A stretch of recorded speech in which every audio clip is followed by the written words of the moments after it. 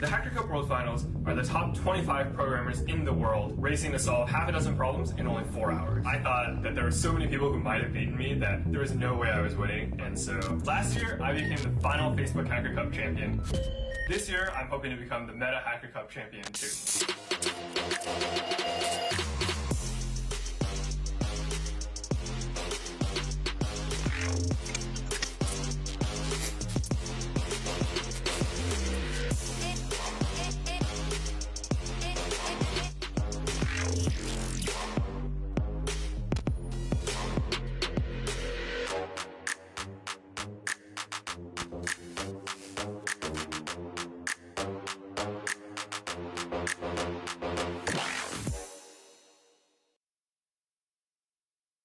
Good morning and welcome to the 2022 Meta Hacker Cup Finals.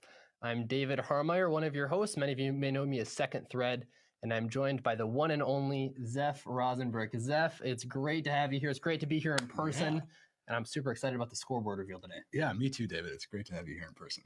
For all of the people who aren't familiar with Meta Hacker Cup or programming contests in general, do you want to explain a bit about what this contest is and what stages were involved for the 25 finalists to get here? Yeah, it's pretty incredible. I mean, there are a number of programming contests around the world. For this one, we start with a qualification round open to anyone, and then move progressively through online rounds, online round number 1, number 2, and number 3, narrowing down the number of finalists that we have moving on to each round until we get to the 25 finalists that we have who competed today. We've got a grand final prize of $20,000 for our winner today. But if you weren't able to make it into this top 25, and I know it's a very, very tricky thing to do, you can also earn a t-shirt by competing in the top or placing in the top 2,000 of round 2. You get a special badge if you're in the top 200, which is determined in round 3. So there's lots of fun stuff for everyone. Even if you're not in the very, very top ladder, there's room for you to work your way up, and there are incremental goals you can reach to show your progress. Yeah, I think my main goal is to get my hands on an extra t-shirt. Yeah, there you go. Yeah, you've got this wonderful sweatshirt, Zeph. I love it. So maybe we'll have something like that for the finalist prize some year. I know last year we had sweatpants. Nice. T-shirts are a common prize, but no one ever gives away pants, so we thought, why not give that a try? That's only for the 25 finalists, though. So let's take a look at some of these finalists. We have the scoreboard right here, and this is the scoreboard after. Here we go. Here are the 25 finalists. All of these are very talented programmers. Yeah, some very familiar faces here, and many folks we've seen at finals before and are well known in the competitive programming community. Yeah, some of these are people that were here last year. Some have been here in previous years, many years ago even. And I'm sure there are always people who are first-time competitors as well. We've also seen this is a very talented crowd. Of these 25 finalists, 20 of them are legendary grandmasters on Code Forces. So that's just like to show what caliber of programmer you see here and how hard these problems really are. It's very tough. Yeah, it's very impressive. Should we take a look at what the scoreboard will look like? Yeah, I think people have heard us talking enough. They want to see the scoreboard. Let's jump into that. We won't bother you with any advertisements or anything like that. We'll get you what you want to see.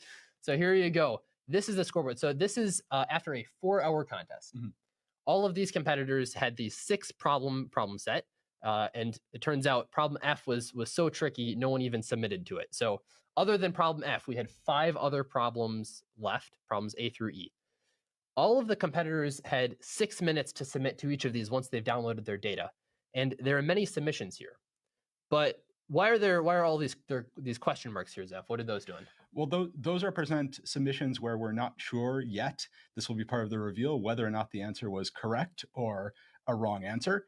Should we talk through how we're going to run through the scoreboard? Yeah. That's good to know. So we'll start from the bottom and progressively go through each submission, revealing whether or not it was correct. If so, that competitor will move up.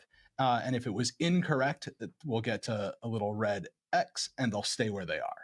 So we've got our first submission here from Stephen K. He's an American. He's famous for some of the lockout that he's done before. It's a kind of separate version of a programming contest, but it's very fun nevertheless. Here's a submission on A. This was his only submit in the contest, and we'll see how he did here when we reveal it. Our first correct answer, temporarily moving him up into first place, although we have many more submissions yet to see. But that's just a little bit of a preview of how our reveal is going to go today. It is unlikely he'll stay there because he has 15 points and almost 3 hours of penalty time. Yeah. Do you want to explain what the difference between score and total time are? Yeah. So each problem has a score associated with it, a point value, which is the first tiebreaker. So the person with the most points moves up into first place. Second tiebreaker after that, as we're very likely to get a number of folks with the same number of points, will be total submission time. So as you can see, Stephen K. Plus had just a little under 3 hours for his first submission. We add up the submission times across all of the correct problems to be the second tiebreaker, lowest time first. Also worth noting, not all the problems are the same difficulty. So some of them are a little bit harder. In particular, C, D, and E were a bit harder than A and B. So you get slightly more points for solving those. So if you solve just D, for instance, then you'd have 18 points, which would put you above Stephen, even if you solved it after 3 hours in. And I think you're also going to give us some fun previews of the problems as we go through the reveal today, right? We'll take a look at some of the problems. Yeah, I think B will be the first one we'll take a look at, and that'll be in just a minute. And I'll talk very briefly about what the problem idea is and maybe a little bit about the solution if it's something people might find interesting. Yeah. But yeah, we'll jump into that in just a minute here. Let's look at some of these submissions. I'll hand it off to you, Zeph, here. So Kentaro's submission to B, that's also correct. You see just over an hour and a half, moving him up into first place. We'll see his second submission later. But now YOLO Swag, also correct on problem B, moving him up into first place with just over an hour. Now Arvin, also to submission B. Problem B, incorrect. Our first incorrect submission so far, you can see stays where he is. It's a little unfortunate when I saw this submit. This was Arvin's first submit of the contest, and I actually met Arvin in Dhaka, Bangladesh for the last ICPC World Finals. His team, and even he on his own in individual contests, uses Kotlin. So most of these competitors don't use Kotlin, right? Yeah, that's very cool to see, very unusual. And so we'll have to see with problem C if we have our first correct submission in Kotlin probably ever at a final. I don't recall ever having seen a correct one. And Kotlin's a pretty new language too. Yeah. So it's certainly ramped up in popularity recently. So here it is for problem C, Arvin. And that's correct. So we do have a correct submission in Kotlin a little over 2 hours into the contest. We'll move on to Kevin, starting with B first. And K748 is correct, moving up into second place for now, although many submissions left to go. Now Zhangli, incorrect to problem B, so I think we're going to move on. Yes, problem C is next. See how they did. That's correct. You see 18 points for problem C, temporarily into first place. Now Ryotaro. That's correct for problem B, moving up into fifth for the time being. Now Scott Wu, we've seen Scott a number of times before. Not super surprisingly correct for problem A in 46 minutes. Problem B for Heno, correct. Moving up into fourth place. Still have a number of submissions from the top folks here. So a fun fact about Heno239, a lot of people thought that the 239 was maybe his birthday or something. They weren't quite sure what it represented, of like February 39th, right? Turns out it's a problem from one of the first math problems that he solved. Oh, no way. That's the solution. Yeah, he really enjoyed it, and I guess he added that to his handle. That's very cool. We've seen a lot of correct submissions and some incorrect submissions on problem B here. So I think it might be useful to talk about what it is. Problem B was called Emerald Exhibiting, and it is a problem about a store owner who has all of the different possible types of necklaces that are made with a certain number of beads. So they have several beads, several emeralds, and then also a bunch of unique beads of different colors. Maybe they have some diamonds, or maybe they have a diamond, a ruby, a pearl, something like that. And they arrange them in all of the different possible ways to make a whole bunch of different necklaces. And now, or bracelets, I guess. And then what they want to do is display all of these in some display cases, but you've got these triangular display cases. In this case, you've got a one case on top and then 3 on the bottom. So this is one triangular display case that holds 4 items. And they need to know what's the fewest number of display cases they can buy so that they can fill up their entire collection with no empty spaces remaining. Mm-hmm. turns out the input for this problem was really big, and this was probably the most math-heavy problem on the set. So if you're familiar with some common, math theorems, and you're aware what kind of things exist, that gives you a big advantage on this problem. Sounds like a lot of combinatorics. Yeah. Contestants were allowed to use the internet, and I think this is the problem for which the internet would be most useful. Yeah. There are some famous things about what kind of numbers can be represented as like the sum of two squares, for instance, and that kind of thing would help you very much in problem B. All right, we'll move on to the next submission here, and back off to you, Zeph. Thanks, David. Radush for problem B. Met him a number of times before as well. That's correct. And so moving on to Miracle, also known as slime, if I'm not mistaken. Yes. Correct submission to problem A. Him up, and I think we have a dark green check mark there, which signifies something special, right? Yeah, so the dark green here means this is the first correct submission to problem A. So of all of the people who got it correct, Slime was the first one to get it right, but he wasn't the first one to get any problem right. Problem B was actually the first problem that was solved in the contest, and we'll see who was the first one to get that in just a minute.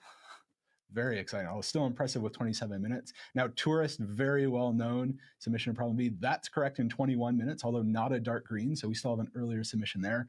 How about Neil? How did Neil do for problem B? That's correct in almost an hour. So moving him up into 9th place for the time being. Now, Umnik and Second Thread know each other just a little bit. And we have a dark green there as well. In just under 20 minutes. So you want to tell us a little bit about this? Yeah, you'll notice this is the darkest green. It's the dark green, we like to say. This is the first solved problem. So first blood, some people call it. Congratulations to Umnik on that. You don't get any points for this. It does, you have a slightly lower penalty point. Penalty points, like total time penalty, if you're the first to solve it. But basically the main prize is the eternal glory of being the first one to solve the problem. Yeah, I mean, eternal glory is really what we're all after here. So now let's see duality to problem B. Did not have a submission to problem A. Almost as fast there in just over 21 minutes. And now Apiad, also in problem B. That's correct in just under 25 minutes, moving him up into 7th place for now. And now Riku, Maroon RK, also to problem B. And that's correct, just under an hour. Now Zichian. This is TLE. For those of you who aren't familiar, you've probably seen his handle around. Short for time limit exceeded, but he got it right there. And that's correct. And now Merrick, we've seen Merrick at many finals before, also correct, moving up into 15th place. Now, Eknerwala, Andrew, he also correct, 22 minutes, very near one of the top times for problem B so far. Now, AC Rush. AC Rush was here many years ago. We've seen him at a number of finals. Great to see him back again. 41 minutes correct for problem B. And now Ben Q. That's correct for problem B in 23 minutes. We have a couple of submissions remaining for B, which we'll see later. But now Kentaro. Incorrect for problem C, our first incorrect submission for C. We'll have to come back there. Now Ryotaro for problem A. That's correct for problem A. We still have a number of A's left to go through. It looks like we've seen quite a few correct submissions for problem B. And it'll be interesting to see whether the other problems have the same rate of getting about 90–80% of the submissions being correct.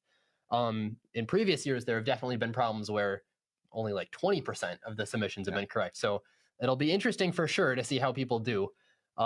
We also, we've got several submissions, and they're from different problems. So different problems have different validation data. Yeah. And you're not allowed to submit to the problem unless you pass the validation data. So if the validation data is stronger, it's more likely that you'll get the problem right. And if it's weaker, you're more likely to get it wrong. Just because you pass it doesn't really mean much. We may see this come up later. But now let's look at problem D. Our first submission to problem D from YOLO Swag. That's correct. So correct on both of their submissions so far, but that's their only one. And now let's look at problem E, our first submission from the entire contest from Merrick. That's correct. Should move him up into first place for the time being. We'll have to come back there. And now Neil Wu. Is he going to go 2 for 2? He is, not very surprising from Neil, 3 hours and 15 minutes. All the way up into second place. Yeah. I think now's a good time to pause here and talk a little bit about problem C. That was tile transposing. You may have heard of the game Bejeweled before, Zeph, have you, or like Candy Crush, that sort of thing. Well, it's a game, for those of you who haven't, I'm sure it's almost no one. It's a game where you have a bunch of items on a grid, and you pick 2 adjacent items and you swap them, and you want to create big groups of things. Once you make a big group, the entire group disappears. So this problem was like that. You had a relatively large grid, and you needed to find a fast way of computing something about every possible pair of adjacent things you could swap. And you want to know, like for this instance, we've got these the circle and the square. If you swap them, then or I guess this is having them swapped, then all of the circles will disappear because they make one big continuous group. So you have to see how many circles and how many squares disappear for every possible swap that you might make. We had one idea of how we thought contestants might solve this using some sort of like link cut tree advanced data structure, but there was a lot of disjoint set stuff going on, and yeah, there's some interesting ideas that contestants had that we didn't necessarily think of for this problem, but certainly anything that works. Yeah, that's very, very exciting to see. I mean, I see we have, many people went after problem B first. Was that what you intended going into the contest? B was a little bit of a toss-up. If you know that it's easy, it becomes much easier. Okay. If you think that B is a really hard problem, though, it looks really scary. There's a big input, and the number of things there can be is a huge factorial. Yeah. It's like the division of 2 factorials can be really big. So yeah, B, I think there's a little bit of a scoreboard effect there, which is once people saw a bunch of people submitting to it, even more people started submitting to it. Got it. Should we take a look at some more submissions? Let's go back to the scoreboard. Yeah, I'm sure people are dying to know how they did. Okay, so we have Riku now, problem C. That's correct for problem C. We only have a few correct submissions there so far, though more to see. And now Raidush, looks like our second submission to problem E. That's correct, and we have a dark green here, so that means our fastest submission to problem E. Now Scott Wu, second submission problem B. That's correct. We'll move him up with a total time of just under 2 hours. And now AC Rush, problem C now. That's correct for AC Rush. Wow, time penalty of just under 2 hours there, just over 2 hours there as well. Now Xian Chang, Ziqiang, TLE, right? TLE, yeah. But an AC on the solution. That's correct. And now Heno 239, also correct, 33 points, into first place with under 2 hours so far. And now Slime. And that's correct. Very incredible time so far of just under an hour and a half, but not our highest point value. Next up here, we got Apiad. Some of you may know them as Mifa Favio, is what his handle used to be. So he was briefly the highest rated person on Codeforces ever. We got Ksun48. Ksun is one of Andrew He's teammates. He went to MIT. He did quite well, second place world finalist. We got Ben Q, also an MIT alumni here. Very, very talented. He won round 3. We got Eknerwala. Eknerwala was a co-commentator for me, with me in the ICPC World Finals stream, so nice. We're pretty good friends. But unfortunately, an incorrect submission. But he got an incorrect submission on A. So some of you probably want to hear a little bit about this. Andrew's solution to A got about 74% of the cases right. Mm-hmm. And if you get 74% of the cases right, so let me back up a step. Yeah. For most problems, you have to get every case right. If you get any case wrong, the solution's wrong. So for problem B, even if you get just one case wrong, you're wrong. Yeah. Totally wrong answer. For problem A, you only have to get 80% of the cases right. So it's kind of an interesting problem in that respect. And our solution that we had gets about 89% of the cases right. You only need 80. In the full data, there are 1,000 cases. So if you get a solution that gets about 82% right, you've got over a 99% chance of passing. And with a 74%, it's just impossible to pass full data. But Andrew did pass validation data, so he was actually pretty unlucky. There was only like a 25% chance that his solution would have passed validation data with the 74% correct rate. So that's a little unfortunate there, but he's got more submissions. Let's look at submission to problem C here. And that's correct. So back on the right track for Eknerwala, moving him up into 7th for now. And now Duality. Ooh, another submission to problem E. That's correct. Moving him up into 2nd place now. And now Tourist. How did Tourist do on problem C? That's correct. And with the dark green. Let's go. Well done. Well done. And into 1st place for now. Now Umnik. Problem D. Our 2nd submission to problem D so far. That's correct. And a dark green there. So Omnix had 2 submits so far. Both of them have been dark greens. Unfortunately, his submits to C or E aren't going to be dark greens because someone else has already claimed those. But extra eternal glory. Right? Yeah, as we can see here, he is the only one to get more than 1 dark green. One of which was the dark green. So very impressive. Fantastic start from him. B and D were the first 2 problems he solved. And since he was the first one to solve problem D, how about we talk about it very briefly? Yeah, let's do it. Problem D was... Honestly, I think it was kind of my favorite problem in the set. I didn't write it. I didn't come up with it, but it's a very nice problem. It's called alphabet adventuring. And you're given a tree, which is just a graph that doesn't have any cycles, but every edge in the graph or in the tree has a letter. So what's going to happen is you've got a bunch of queries you have to answer. Every query, you're going to start at some node, and from each node, you're going to take the alphabetically smallest edge that you haven't yet traveled across. So if you start in this middle node, kind of in the middle here with the E, A, T, and M, you're going to take the A edge. Sure. And we guarantee that there's always a unique smallest node. Like all of the edges adjacent to some node, they're all going to be different, so that you don't have to worry about any edge cases here. But the tricky part is you're going to take a bunch of steps, so up to like 10 to the 6 steps. We want to know what node you end up at. And to make things even more complicated, we change the order of the alphabet halfway through. So every step, we're going to change the alphabet. We'll give you a new ordering for alphabet. Maybe in this alphabet, Q comes first, and then there's B, and then A, and something just totally different. Yeah. And you got to change the way that you travel across these edges. You choose which edge to take based on this new alphabet. So it's very tricky. And for the vast majority of the first part of the contest, Umnik was the only one who had solved this. But some other people at the end of the contest made lots of submits. Depending on how things go, we may get to talk to him a little bit about it. Yeah, we'll see. We'll see. Okay. Now, Jiang Li, last submission, also to problem D, and that's correct. Very cool to see another correct submission to problem D into first place for the time being. Now, Ryotaro. That's correct for Ryotaro to problem C. One more to revisit there later. Moves all the way up into first place here. A fun fact about his name, it's Japanese for I'm only human, I believe. That's what he tells us anyway. It doesn't have anything to do with nodes. Despite the common hit on a node way of cutting up his name, it's just a coincidence, I guess. Now Scott, it's like our 4th submission to problem E so far. That's correct for Scott. 48 points into first place for him with a huge time gap. Now Kason 48. And they're correct on problem C. Note that they downloaded for problem E, but were not able to submit in time. That's their final submission, but they are in first place. That's Kevin's last submit that he's done so far. And I think it might be useful to talk about problem E here for just a bit. So problem E was called Hazelnut Harvesting.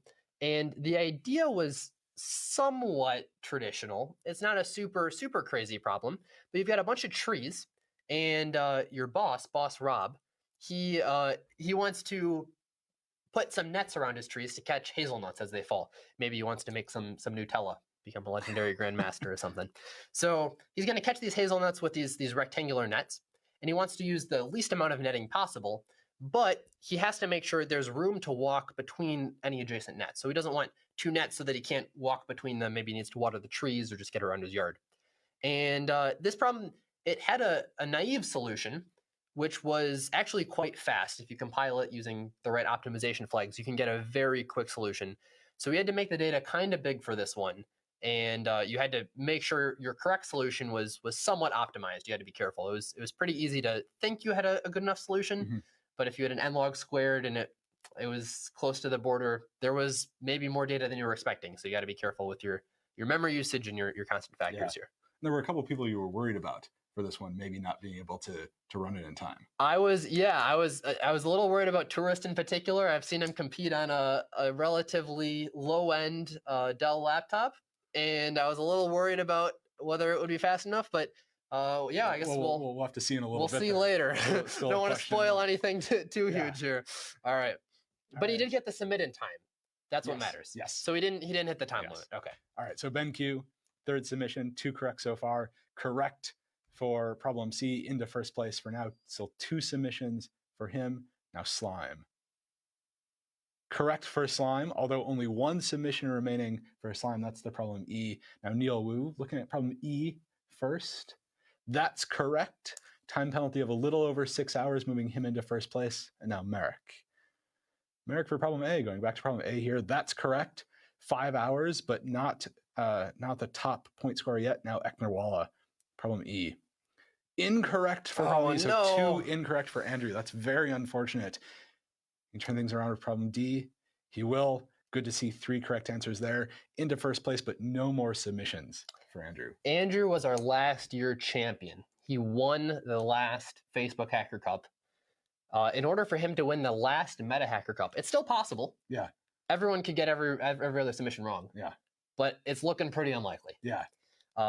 Yeah, for 51 points, 6 hours, it's not a bad penalty, but the wrong answers are gonna hurt. Yeah. So we'll see as we see the rest of these submits. Yeah. Still incredible to make it here 2 years in a row, but probably was hoping for some more correct answers there. In case many of you aren't as familiar with Andrew as I am, I'm pretty good friends with him, I think. But there's another Andrew He who has recently been very successful in his Jeopardy endeavors. And they're both, very, very famous, well known for competing in a mind sport, but they're completely different people. The other Andrew He is unrelated. And he just thought you should know that. All right, we'll keep going here with TLE Submit on problem A. I love these fun facts. Thank you. Looks like we got that one right. Yeah. We talked a bit about problem A, but let's look at a picture of it, talk about what the problem was. Yeah. So I mentioned you only need to get 80% of the test cases right for this one. The problem was called ML modeling. It's also about Boss Rob again here. And in this case, Boss Rob has 2 wells, one in one position, one in another position. Each well waters some trees within some radius. And these are the 2 circles that you see here. Mm-hmm. He's planted a bunch of trees in the intersection of these 2 circles, and he's done it by picking a random radius and a random angle for one of the wells. And if that's in the second well, he'll keep that and he'll plant a tree there. Otherwise, he'll just keep picking a new one until he gets one that's there. So for this problem, you're not asked to plant the trees or anything. You're just given the trees. And you have to identify where the wells are and what the radius is. So it's pretty tricky. You got to kind of do it backwards, and you got to come up with some data analysis to look at the wells, find some patterns maybe, and see if you can identify what this intersection is based on the points that you see. You also have to identify which well is his main well, which one is the one that he was picking the points around. And there's some interesting facts about the data that if you study it carefully, I won't spoil it here, but if you study it carefully, you can see how the data isn't necessarily uniformly generated around the circle. By picking a random angle and theta, it does something a little bit different. Okay. All right, yeah, so that's problem A. Thank you for entertaining it. I think a lot of people liked it. I think it was a good problem, but we'll see what people think later. For now, we've got some more scoreboards to reveal. Yeah, let's look at Maroon Arcade. Another submission problem E. Incorrect. So 2 incorrect submissions to problem E so far. Let's look at Riku's last submission to problem D. That's correct. So we'll move him up into first place for now, but no more submissions left to see for Maroon Arcade. It's good to see him get all of these problems right, though. I know he's a big member of the community, and he does a lot of support with @Coder and some other things as well. So very, very big name, especially for Japanese programmers. All right, so now we have our 19 and on set. Let's look at Raidush. Correct for Raidush. Not very surprising. Into first place for the time being with still another submission left to see. And now Umnik. No more dark greens to see, but a correct answer for Umnik. Into second place for the time being. Now AC Rush. We're going to have another correct for problem E. We will. 4 hours total, just 3 minutes in first place. And now Heno239. Incorrect, unfortunately, for problem E. We have a couple of incorrects for E so far. How'd they do on A? That's correct. Just moving up a little bit, though, with the point value. Zeph, one of the things that I notice here, we see lots of submits to A, to E, to B, to C, even some to D. Yeah. We're not seeing any to problem F. Yeah. Must be a very difficult problem. Yeah, some of the authors here, we put a lot of time into F. We were up kind of late last night, making sure everything was all right with it. Yeah. And I want to talk about it briefly, show you what it is, and we'll get your thoughts on this. So for those of you watching at home, Zeph has never seen problem F before. Yeah. And he's never seen the picture that we're about to show here. But I'll talk about the problem first. So it's called cup balancing. And you have these cups on a countertop. But it's not just a normal countertop where it's just like a flat surface and it's just like a big square. This countertop is just the outline of the countertop. And you're going to place the cup upside down. And obviously, if you have just an outline of countertop, it doesn't seem like a very useful countertop. But it turns out there are a lot of times when, if you have just the outline of the countertop, there are places where you can balance a cup upside down. If you look on the edge here, you can see this circle is balancing on the edge of this triangular countertop, but the other one is falling off. Yeah. So the question is, where can you place these circles so that they will balance? In particular, if you pick a random place in like the square containing this, if you pick a random place, what is the % chance that it does balance? Sure. And we'll show you an example here. We have another one, like a particular case. This wasn't the sample, but it's basically just a square. It's a pretty simple shape, right? Yeah. If you had to guess, I know I'm putting you on the spot here. You've never seen the problem. You just heard the problem. What would you think that the area where you can place the circle, where do you think it would balance? And now, in particular, I'm talking about a circle with radius 5, so diameter 10, which means if you put it right in the center, it'll balance along all 4 of these edges. Yeah. So the center is included. Yeah. I would expect it to be pretty small. Probably. Yeah, pretty small. Maybe something like a little circle in the center, maybe of where the circle would. Yeah, maybe a little bit of a square with some rounded corners on or something. But yeah, maybe something like that. All right, take a look at what it actually is. I'm going to be surprised here. Isn't that insane? Yeah. It's crazy. It's like a Meta logo, but like hyperbolic. It's kind of inverted, maybe a little like VS Code. And not only is it like just this crazy shape, it's not even like a closed polygon. Yeah. It's like self-intersecting here. That's incredible. To further emphasize how kind of annoying of a shape this is, you've got circle arcs here on the top and bottom. Those are circle arcs. Okay. But then you see this circle, like you see it, it's like a thick circle. Yeah. The outside of that is not a circle. It looks like a circle, but it's not. It's a different shape. So, and then you got straight lines, of course, you got intersection. So this is a very, very messy problem. And kind of the only thing that the only bright side of this is that the bounds are very small. So the polygon has at most like 7 vertices in it. Okay. And there are at most 7 cases. And you only need to be accurate within 10 to the negative 6. So you can do some things to take advantage of the kind of properties that it'll be a pretty simple graph, although you might have very unexpected things like this. Now, are you surprised that we didn't have any submissions to this problem? I'm going to be honest, I was kind of surprised. Okay. I think part of the fact that it was geometry and we showed a kind of scary sample made people stay away from it. And I also think a lot of people may have been doing something that I tried when I was doing it, which is trying to figure out exactly what shape this outer curve is. I see. You can spend a lot of time on that and get nowhere. Got it. I have spent like multiple days on it. So yeah, it's not a circle. And it's like the edges of it are lines. So it's the whole thing isn't a hyperbola. Yeah. So it's tricky. It's tricky. Yeah. Might have to work on this one myself. Yeah. After this. All right, we'll go back to the scoreboard here. Yeah. And we have duality for problem C. 2 correct submissions so far. Correct for problem C, moving him up into first place so far with 1 submission left to see now. APAD. Another submission to E. That's correct for APAD. About 11 minutes in first place there. And Tourist, we probably expect a correct submission for Tourist here. And we see it. Time penalty under 3 hours, but not as high of a point value. Now Ryotaro, their last submission to problem E. That's correct, and that will move them up into first place for the time being. But no more submissions left to see for them. Now Marek, problem C. That's correct. 1 more submission for Marek, and he's also in first place. So looking pretty good there. And now let's see Scott, his last submission, problem C. That's correct. Move him up into second place, though, about 40 minutes off the mark. And now TLE, that's correct. Little over 8 hours, so in second place. And now Slime. And Slime is correct. Should move them up into first place, yes, but no more submissions left to see for Slime. Ben, 1 of 2 submissions remaining. That's correct. 501 looks like first place by a pretty sizable margin. And now Tourist.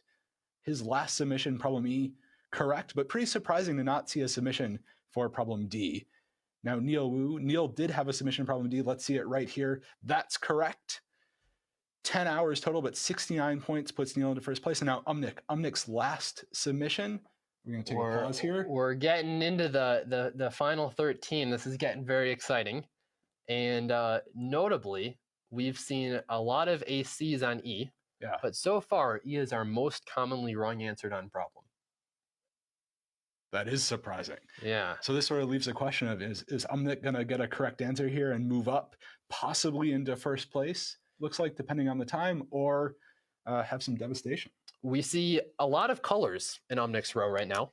We have a dark green, a dark green, a green, and a cyan. Some red would balance that out. And a cyan. Yeah, a red would fix it, but is the cyan going to turn green or red? Umnik's the hero of 1,000 cyans. It's a green. It is correct. Well done. Well done. Okay. So getting a little exciting here. Now let's look at Raidwoosh, his last submission. We're going to stick with 2 total colors for Raidwoosh. Pretty good contest there. Now AC Rush, still another submission for AC Rush, but correct on problem A. We'll come back to AC Rush later. Now Duality, getting down to the last submissions for a number of people. Duality is correct, moving him into first place for the time being. Now let's look at APAD. We're almost to our top 10 here. APAD is correct, 7 hours, 44 minutes, but no more submissions for APAD. So it can only move down. We have 4 unresolved submissions left. 1 to problem E and 3 to problem D. If TLE gets this right, he'll move into the top 10. And his penalty will be quite good. He'll be the first one to have gotten 5 problems correct. Yeah. So he'll move all the way into first place, and the best score we've seen so far. So let's see if he gets it. Take a look. This would be huge if this is correct.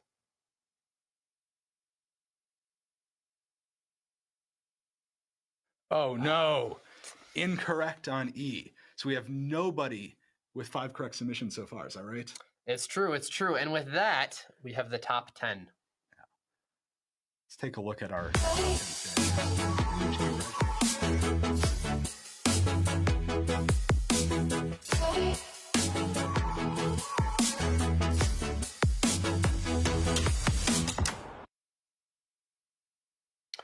Yeah, this is impressive. This is like an incredible achievement to be one of the top 10 finalists. We've got a picture of what they look like here. We can see these top 10 in particular. And this is like getting to the top 10 of a contest that started with over 16,000 people competing. Already some of the best programmers in the world, because obviously the very talented programmers are attracted to events like this. It's incredible. Yeah, no, this is very exciting. We still have some excitement left to go, though, as we do our reveal and ultimately get to our winner. And we may be talking to some of these people pretty soon. We might, yeah. We'll hopefully have some of the top 5 up to interview. So stay tuned for that. And we'll jump back to the scoreboard here. Yeah, and we're actually going to do things a little bit differently for our final 10. And you're going to talk a little bit about problem D just a little bit more. Is that right? Yeah, so for problem D, one of the things that I should mention here is that this was alphabet adventuring. We had very strong validation data. Mm-hmm. So if you were able to, like the way this works, if you have a solution, first you need to pass the validation data before you can submit. And we gave contestants very, very good validation data. What that means is if you were able to submit and your code ran in time, that means you almost certainly get the problem right. Okay.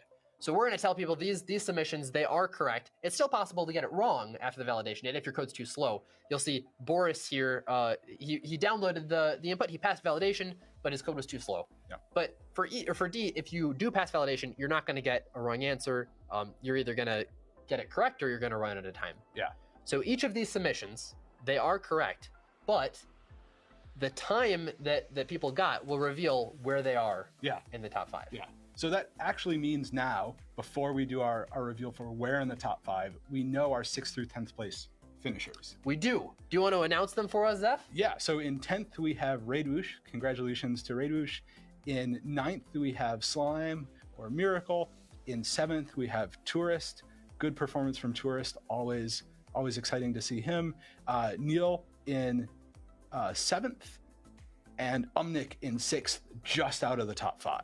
And to clarify, we know that because we know Merrick, AC Rush, and Ben Q are all going to move up. Yeah, just a question of how far. They're all going to have more than 69 points, so they're going to move up and they're going to push those people down. But now the question is, relative to each other, what do they get? Yeah, but this does mean that we know our top 5. We do. Finalists at this point, right? Here are our top 5.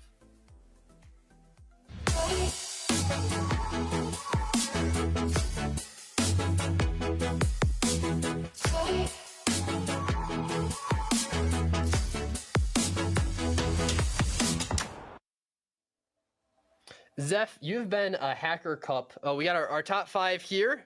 Welcome, everyone. I see we've got everyone except AC Rush couldn't make it, but welcome and thank you for coming. Zeph, you've been a Hacker Cup commentator for a while. Yeah. And you know that the scoreboard has some interesting features. Yeah. Where we don't necessarily have to follow the order that That's right. From bottom to top. Yeah. So we can sit here, we can talk some more, not reveal anything at all. We can pick one particular submission to look at. So I think out of our 3 left, we sort of have to pick now. Which one are we going to look at first? I think it might be useful to look at Merrick's first. Okay. I think Merrick probably wants to know how he did. Yeah. So let's take a look at that. Yeah. There we go. So we'll see Merrick first. We already know that this is a correct answer, so we'll move up into first place. But really, the time penalty is the thing to pay attention to. A pretty high time penalty of almost 11 and a half hours, although not unexpected with 5 correct submissions. Now it's really going to be up to Ben and AC Rush to see if they can beat that total time. Before we reveal those, I think especially the finalists who are this good at thinking about things have realized they know who 5th place and 4th place are. That's right. So let's congratulate Duality for his 5th place finish. Well done, sir. Congratulations. Very nice job.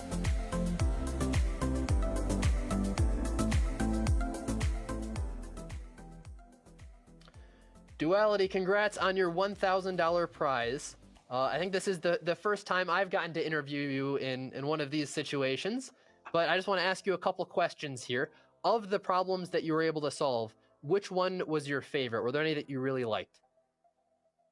I liked problem B because it was pretty unusual and it's really cool that everything worked out. Did you, what did you think about problem A? Did you try it at all, or did you think it was too few points to... I tried it for like around half an hour at the very start and could not get like close to it, so I just so I just moved on and worked on the other problems. Just moved on? Did you spend any time thinking about F at all? No. Or no? I saw the diagram and decided that there's no way I'm going to solve this. It is tricky. Yeah, it's certainly very scary. And some of the diagrams for the cases that you didn't see were even scarier. All right. Thanks very much, Duality. I want to wish you congratulations. And we'll take a look at the top 5 once again. Yeah. Now we know our 4th place finisher here, Zeph. Do you want to announce him? Our 4th place finisher is Apiad. Congratulations.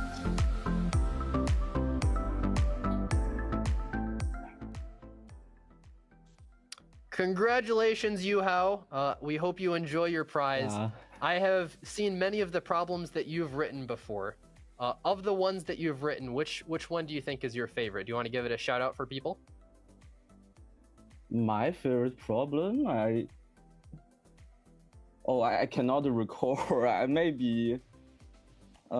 maybe F in Yuhao contest 7. I think it's a problem about matching, counting matchings. I feel this trick is a little bit magic, so I like this one. All right, I'm sure any of the advanced people who are looking for a challenge will go check that out. So thank you very much. Zeph, any questions you want to ask for Yuhao? Well, I'm also curious, since I was so surprised about our problem F. Did you spend any time thinking about problem F in this contest? Oh, my original plans is I will go to F after solving D, but it take me about like a little bit less than 1 hour to debug D, and so I don't have time. My original plans is I try to write something like Simpson or like these things to calculate the area, but I don't have time. Okay. What did you think about problem D? Was it like an original idea, or do you think it was just the implementation was very tricky? Oh, I feel the implementation is very tricky, and I take many times to find the bug in my code. Yeah. Gotcha. All right. Well, thank you very much, Yuhao. Thank you. We will come back to the scoreboard here. We have 2 submissions left, and it's going to be a duel between Merrick, Ben Q, and AC Rush. Yeah. Who should we look at? Might be fun to check out Ben's submission. Yeah. So we know it's correct. It's really a question of the total time penalty. With such a high time for Merrick, we're probably going to see a new first place position, but let's check it out. Yeah, it turns out the contest was only 4 hours long. Yeah. And Ben has 5 hours of penalty and Merrick has 11. So we know this is going to be a very, very nice submission here. All right, I guess we will we'll maybe take a look at AC Rushes then instead. What do you say? Okay, little malfunction on the scoreboard, but yeah, let's see how AC Rush. The Fates had other plans. Yeah. All right. AC Rush submission to problem E. How does he do? How does his penalty look? Correct. Very, very nice gap there. Almost 2 hours putting AC Rush into first place. Unfortunately, I don't think we have AC Rush on, so we won't be able to ask him any questions. Yeah, it's a bit unfortunate. Yeah. But we got one submission left. Yeah. You excited? I'm very excited. This will reveal our top 3. Yeah. Well, we know it's correct, but what's the penalty?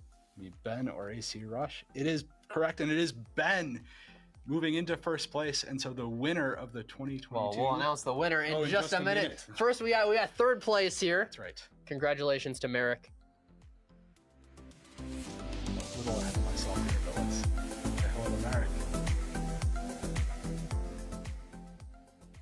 Merrick, it's great to have you here again. I know you're a longtime competitor. What did you think of this year's contest? Oh, I would say it was pretty good. I mean, I really liked problems. If I would have to pick, I think A and D, because A was such an unusual geometry problem, and I kind of like it. I got really stuck debugging it because I started at that was the first thing I started coding, and it didn't work at all. Everything I wrote, I had to scratch it, start from scratch. And I think so. I'm curious. For A, did you write a brute forcer at all to try and check to make sure it was correct? When you submitted, how sure were you that you were right? I was actually quite sure because I had this kind of funny constant, which told me how sure of the answer is. There was some constant that if I increased the program would work slower, but I would be more sure of my answer. And I ran the program 3 times with different constants, and each time I got the same answer. So I was kind of sure it was kind of okay. Nice. Now, if we look at the entire contest, all rounds this year, I know the problems get significantly harder. Any problems from outside of the finals that stand out to you? Ooh. I remember that problem. I forget what round it was, but it was about this geometry thing where you use that if you have a convex polygon with coordinates at most, say A, then it has at most A to the power of 2/3 vertices. This is the lemonade life problem, right? Or you're the traveling lemonade salesman? Yep. I think that's one. You like that problem. It means a lot to me. Thank you. I wrote that one. It's a very nice So ego congrats for boost it. here, Merrick. Thank you. Well, Merrick, as always, wonderful to see you. Congratulations on your third place finish, and Yep. hope to see you in the top 25 and beyond again. Hope so. Now, I think we don't have AC Rush on the line, so can't do any live Q&A. So I think that leaves us. Well, yeah, we might want to show that he got an award here. Yeah. He did win $10,000 after all, which is very impressive. Yeah. I guess we'll let his picture speak for himself, perhaps. Yeah, and we've had AC Rush at a number of competitions before, so very exciting to see AC Rush back in the finals and in the top 5. Yeah, it's incredible. I know back in the I think the top coder days, Yeah. he was very, very famous, very well known. That was a little bit before my time. I'm a little newer to the scene, I guess, but yeah, he's certainly a veteran, and a lot of people look up to him quite a bit, myself included. Yeah, AC Rush was definitely one of the names where I was not surprised and a little bit in awe to see them in the early finals from the Facebook Hacker Cup days. Yeah. And with that, we have a winner. I'll play an animation for you here.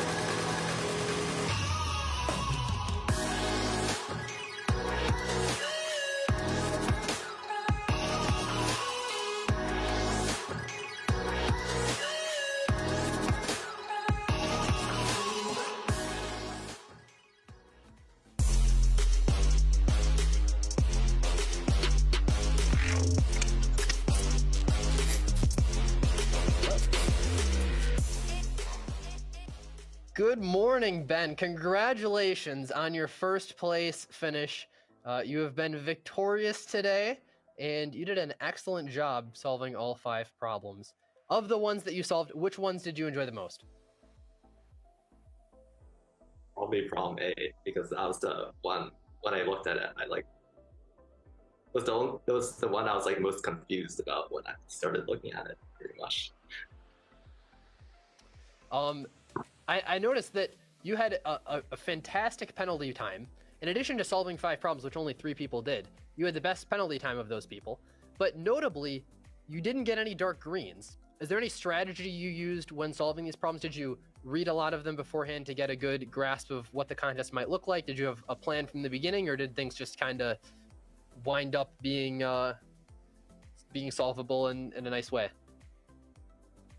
Well, I started with problem B, and then after that, I looked at the scoreboard. It seemed like all the other problems were being solved, so I just did what other people were doing, pretty much. I know you're a huge USACO helper here, and a USACO gold medalist, of course. I think two-time victor, right? Oh yeah. So congratulations there. We've certainly seen Ben all over the place, and it's great to see him having the Meta Hacker Cup scoreboard as well. Of the USACO problems you've seen, you've helped prepare, anything like that. Is there any advice you can give to people who suggest problems for things like this? Anything that the people at home might not know about problem creation and problem development?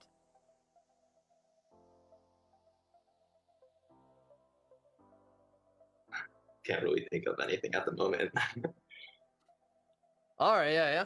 Well, it's a lot of work. You're right, a lot of brute force or stuff like that. Yeah, I think we have to ask about problem F.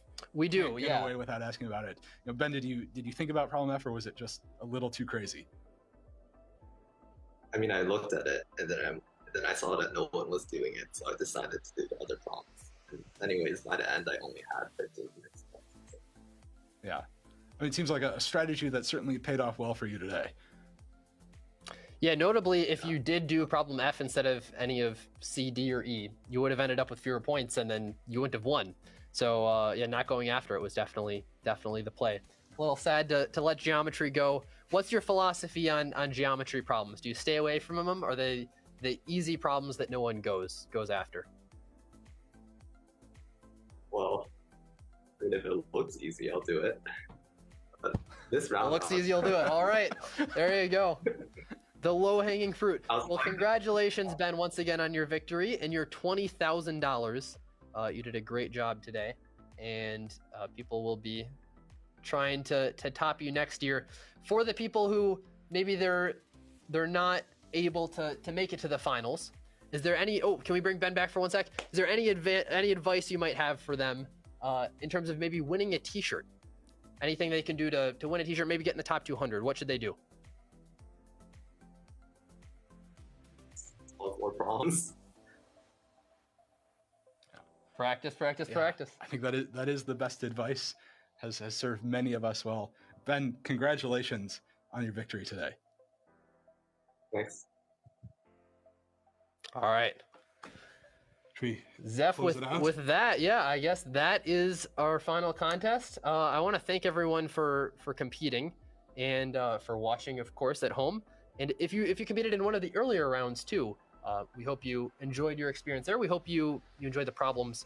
We put a lot of effort into making them. Make sure they're unique, things that hopefully you haven't seen before, and have a nice story. Hopefully you enjoy reading them too. Yeah, absolutely. And thank you to all of the production staff behind the scenes today, making the entire 2022 Hacker Cup go well, and the finals today. And David, thanks to you for doing everything.